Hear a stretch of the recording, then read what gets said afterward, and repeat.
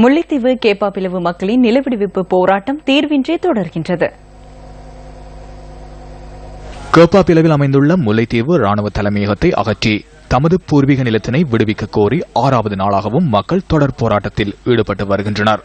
சுமார் 530 ஏக்கர் காணிகளை விடுவிக்க கோரி சீனியாமோட்டை, சூரிபுரம், கேப்பாப்பிலவு ஆகிய 3 கிராமங்களைச் சேர்ந்த மக்கள் இந்த போராட்டத்தில் பங்கேற்றுள்ளனர்.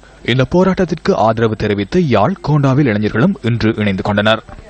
எத்தனை நாள் சென்றாலும் நாங்கள் இந்த இடத்தை விட்டு போவதில்லை. எங்களுக்கு சொந்த இடம் இந்த வாசல் தான், வேற வாசல் இல்லை. எங்களுக்கு சொந்த நிலத்துக்கு நாங்கள் போகும் வரை எந்த கால் தூக்கி வைக்க மாட்டோம். போராட்டம் வேறு வேறு விதமா நடக்கலாம். உண்ணாவிரதம் இருந்தோம். இங்க உண்ணாவிரதம் இருந்து 5ஆம் நாத்து வந்து விக்னேஸ்வரன், சம்பந்தர் எல்லாருமே உறுதிமொழி கொடுத்து நம்ம 3 மாதத்தால உங்களோட ஊருக்கு விடுவேன், நீங்கள் தண்ணி குடியுங்கன்னு சொல்லி அப்படி இருந்தும் அவன் தண்ணி குடிக்க இல்லை. அதுக்கு பிறகும் ஒரு கதையும் இல்லை, ஏமாத்தம் தான். நாங்கள் இந்த 20 பேருக்கு காணிக்குள்ள இருந்து நாங்கள் இதுவரை காலமும் எங்களோட காலத்தை எங்களோட வாழ்நாளும் எப்படி நாங்கள் கழிச்சு நாங்கள் போவோம் என்று தெரியாமல் ஏங்கி இருந்தோம். போவோம் இன்றைக்கு நாளைக்கு எங்களோட உருவு போய் நாங்கள் வாழுவோம், நாங்கள் தொழில் செய்து வாழுவோம் என்றிருந்தால் எங்களுக்கு எந்த ஒரு இதுவும் கிடைக்க இல்லை.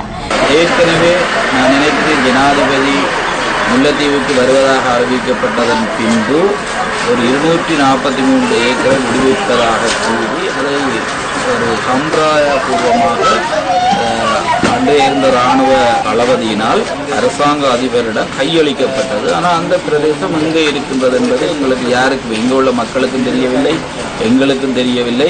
ஆனால் அவர்கள் கூறுகின்றார்கள், இது நாங்கள் சட்ட ரீதியாக 243 ஏக்கர் பிரதேசத்தை விடுவித்து விட்டோம் என்பது. ஆனால் அந்த பிரதேசம் இன்னும் விடுவிக்கப்படாமல் இருக்கின்றது.